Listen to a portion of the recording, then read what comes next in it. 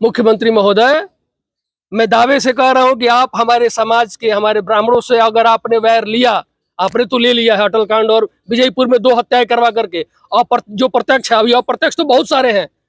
हम सभी यदि परशुराम वंशज जग गए, आपके पीछे पड़ गए, मैं बोल रहा हूं बिहार के पश्चिमी छोर से सूर्योदय करके आपके सूर्य को अस्त करने का काम करेंगे, आपके सरकार को गिरा के रहेंगे, ये हम परशुराम वंशज वचन देते हैं। और यदि प्रशासन कार्रवाई नहीं किया तो मजबूर होकर हमको ये तबाही का जो है काम अपने हाथों में लेना पड़ेगा। हम नहीं, परिवार ने चाहा और नहीं भी चाहा, हम परिवार की यह लड़ाई, कानूनी लड़ाई निःशुल्क लड़ेंगे, बिना एक पैसा लिए लड़ेंगे और हत्यारों को फांसी की सजा होगी।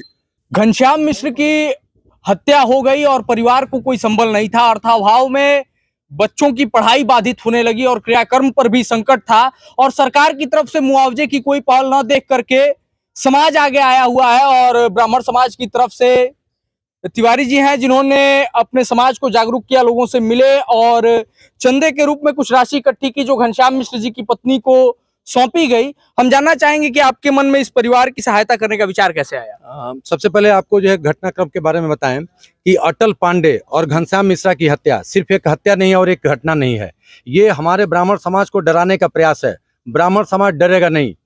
हम ये ललकार कर कहते हैं यहाँ के उन असामाजिक तत्वों को, अपराधी तत्वों को, कि ब्राह्मण डरने वाला नहीं है।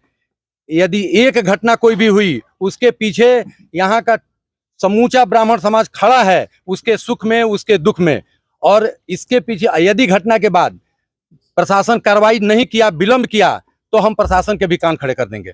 हम प्रशासन को ये एक तरीके से चेतावनी देते हैं कि प्रशासन जितना जल्दी हो सके सारे अपराधियों को पकड़े। विलंब हो रहा है, 12 दिन बीत गया और आज भी यहाँ के लोग, खासकर ब्राह्मण समाज, दहशत में है।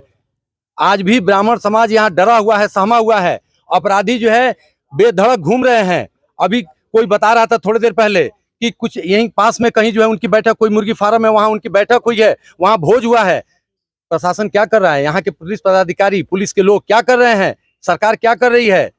तो सरकार सुन ले, प्रशासन सुन ले, जितना जल्दी हो सके उन असामाजिक तत्वों को पकड़े, अपराधियों को पकड़े, नहीं तो ब्राह्मण समाज जो है कभी माफ नहीं करेगा। और यहाँ जो पीड़ित हैं, जिसके घर में हत्या हुई है, हमारी पूरी जो है सहानुभूति है, पूरी संवेदना है। ब्राह्मण समाज उनके साथ खड़ा है, उनके बच्चों की पढ़ाई के लिए, उनकी बच्ची की शादी के लिए खड़ा है। हम उनके हर दुख सुख में खड़ा रहेंगे। जो भी बातें उनको, हम सारा जो समस्या है उनका कलेक्ट कर रहे हैं, आपस में उनसे बातचीत हो रही है। अभी उनका बताया गया है कि बच्चों को पढ़ाने के लिए क्या किया जा सकता है। तो यहाँ पास में ही एक विद्यालय है, विद्यालय के जो व्यवस्थापक है उनसे बात हुई, उन्होंने कहा है कि हम बच्चों की पढ़ाई की व्यवस्था कर देंगे। तो एक काम हमने यहाँ कराने की जो है घोषणा हो गई है। दूसरा चीज, उनके बच्ची की शादी की बात है, तो हमने 2-4 लोगों से, इस बिरादरी के 2-4 लोगों से बात किया है।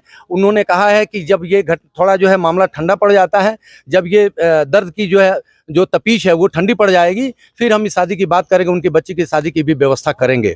आर्थिक से लेकर सामाजिक रूप से जहां सहयोग की जरूरत पड़ेगी, ब्राह्मण समाज खड़ा है। और ब्राह्मण समाज को एक बार पुनः हम कहते हैं कि ब्राह्मण समाज यहाँ का डरे नहीं। जो डराने का प्रयास किया जा रहा है, यहाँ के लोगों को डराने का प्रयास किया जा रहा है। अभी कोई बता रहा था कि यहाँ तबाही गैंग चलता है, व्हाट्सएप ग्रुप बना हुआ है तबाही गैंग का, तो वो तबाही गैंग वालों की तबाही आएगी। यदि प्रशासन कार्रवाई नहीं किया तो मजबूर होकर हमको ये तबाही का जो है काम अपने हाथों में लेना पड़ेगा। हम नहीं चाहते हैं, हम हिंसा करने वाले लोग नहीं हैं, लेकिन आप मजबूर मत कीजिए, आप मजबूर मत कीजिए ऐसे समाज के लोगों को। हम विद्वत वर्ग के लोग होते हैं, हम समाज को नई दिशा देने वाले लोग होते हैं। हमारी दिशा को भटकाने का प्रयास किया जा रहा है यहाँ गुंडों के द्वारा, अपराधियों के द्वारा, एक खास वर्ग के द्वारा। रविप्रकाश मणि त्रिपाठी जी भी हम लोगों के साथ मौजूद हैं, जो कि पेशे से अधिवक्ता हैं। रविप्रकाश जी, आपसे जानना चाहेंगे कि समाज, ब्राह्मण समाज की यहाँ पर जो बात चल रही है, परिवार को न्याय दिलाने के लिए क्या करने वाला है? देखिए, 2 बातें बड़ा महत्वपूर्ण हैं। एक तो जिस दिन हम लोग पहली बार आए थे यहाँ पर, उस दिन यहाँ से लेकर के और थाने तक जितना प्रशासन को रगेदना हुआ था, जिसको रगेदना कहते हैं, हम लोगों ने रगेदने का काम किया था जी, थाना से लेकर के। और इसमें ये बड़ी प्रमुखता से बात आई थी कि जब ये लोग अपनी हत्या की आशंका पहले जता चुके थे, तो थाना के द्वारा, पुलिस के द्वारा कार्रवाई क्यों नहीं की गई। तो जो दरोगा नवल किशोर सिंह, जिन्होंने कह दिया था कि जाइए, कोई बात नहीं होगी, जिनके कहने पर ये लोग गए और इन लोगों की हत्या हो गई, उनके खिलाफ भी कार्रवाई होनी चाहिए। ये होगा, हम लोग इसको करेंगे। हत्या होने के बाद भी इन लोगों के ऊपर 307 का मुकदमा हो गया है घनश्याम मिश्र जी के ऊपर। दूसरी बात जी, ये हत्या होने के बाद जिसकी हत्या हो गई, सबसे हास्यास्पद बात है कि जिसकी हत्या हो गई उसको मुख्य अभियुक्त बना दिया गया यहाँ के पुलिस के द्वारा, थाना प्रभारी के द्वारा, और किसके कहने पर? जो हत्यारे हैं उनके आवेदन पर बना दिया गया, जबकि स्पॉट डेथ हो गया था। जब वो देने आए थे अपना आवेदन, मैंने देखा है उस FIR पर बीरबल यादव का नाम है, बीरबल यादव का नाम है, वो उस आवेदन पर FIR हुआ है, उसका फर्द बयान हुआ है। इसका मतलब कि पुलिस बीरबल यादव से मिली है तभी फर्द बयान हुआ है। तो एट द टाइम उस समय कार्रवाई होनी चाहिए थी। हत्यारे के फर्द बयान पर FIR कैसे हुआ? अभी भी धमकी मिल रहा है परिवार को, अभी भी परिवार को धमकी मिल रहा है, गवाहों को धमकी मिल रहा है।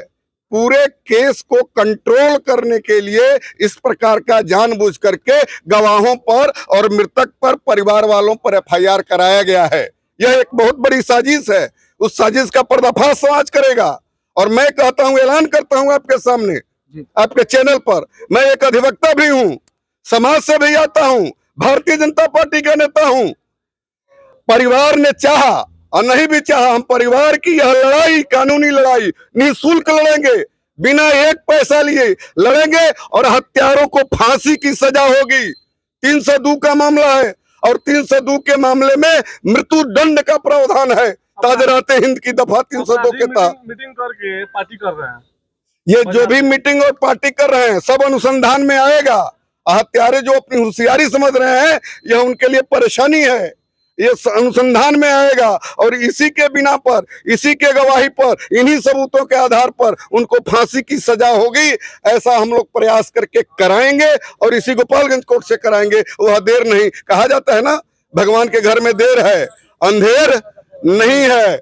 और हम लोग भगवान को मानने वाले लोग हैं, भगवान की पूजा करते हैं, तंत्र मंत्र में विश्वास रखते हैं, धर्म संस्कृति में विश्वास रखते हैं, गांव गिराव के लोग हैं, और इसी बल पर उनको फांसी की सजा होगी। मैं एक अधिवक्ता होने के नाते भी, समाज का अगुवा होने के नाते भी यह बात आपसे कह रहा हूं। हमारे साथ अंशु मिश्रा जी भी मौजूद हैं, जो कि पेशे से पत्रकार हैं, और इन्होंने भी इस घटना को प्रमुखता से समाचार पत्रों में प्रकाशित करवाया था। भैया, पहले ही दिन जो मैंने कहा था कि एक हत्या महज हत्या नहीं होती है, वह जन्म देती है समाज में वर्गीय वर्चस्व को। क्या आपको लगता है कि आज ब्राह्मण समाज आगे आया है, ऐसे ही करके वर्गीय वर्चस्व का ये दौर जो वापस बिहार में 1990 और 2005 तक का जो समय था, उस दौर में बिहार चला गया है? मैं उस दिन भी बोला था और आज फिर मैं बोल रहा हूँ, मुख्यमंत्री महोदय, मैं दावे से कह रहा हूँ कि आप हमारे समाज के, हमारे ब्राह्मणों से अगर आपने वैर लिया, आपने तो ले लिया है अटल कांड और विजयपुर में 2 हत्याएं करवा करके, और जो प्रत्यक्ष है, अभी अप्रत्यक्ष तो बहुत सारे हैं। हम सभी यदि परशुराम वंशज जग गए, आपके पीछे पड़ गए, मैं बोल रहा हूं बिहार के पश्चिमी छोर से सूर्योदय करके आपके सूर्य को अस्त करने का काम करेंगे, आपके सरकार को गिरा के रहेंगे। ये हम परशुराम वंशज वचन देते हैं और कहते हैं कि मुख्यमंत्री महोदय, यदि आप सच समय, अभी भी समय है कि आप अपनी प्रशासन को ठीक कर लें। प्रशासन जो मजे में है, पार्टी कर रही है, उस क्रिमिनल पार्टी कर रही है, वो मजा ले रहा है, दोनों मिलके मिसमांट और भोजन कर रहे हैं, पार्टियां मना रहे हैं, और आप भी पटना में मौज कर रहे हैं। पीड़ित परिवार को धमकी मिल रही है। प्रशासन कह रहा है कि भाई मैं क्या करूं, SP साहब फोन नहीं उठा रहे हैं, आपके पदाधिकारी कोई फोन नहीं उठा रहा है, आपको तो मतलब नहीं है। आप लोग जो कंप्लेन बॉक्स ऑनलाइन जारी किया है, उस पर कंप्लेन किया जाए, तो उनके पीड़ित परिवार के लोग कह रहे थे कि मैसेज आ रहा है कि बॉक्स फुल हो गया है। तो आप समस्या का समाधान नहीं करते। 4 जून को पीड़ित परिवार के द्वारा ऑनलाइन कंप्लेन ही किया गया था, ऑनलाइन कंप्लेंट किया गया है, और समस्या का आप समाधान नहीं करते, तो ये पोर्टल क्यों बनाया आपने, ऐसी सुविधा क्यों दी? ये जनता को मूर्ख बनाने का काम आप नहीं करिए। 20 साल में जनता आपको जान गई है, अब नहीं झेलेगी आपको। अब आपके ईंट से ईंट बजाएगा हमारा परशुराम वंशज। जय परशुराम। चलिए, देखना दिलचस्प होता है कि अब घनश्याम मिश्रा को न्याय मिलने में कितना समय लगता है। बाकी हमारी नजर घनश्याम मिश्रा हत्याकांड पर लगातार बनी हुई है और आगे भी बनी रहेगी, तो आप जुड़े रहिए हमारे साथ, देखते रहिए द पॉइंट मीडिया, क्योंकि हम दिखाते हैं वो जो खबर पक्की है।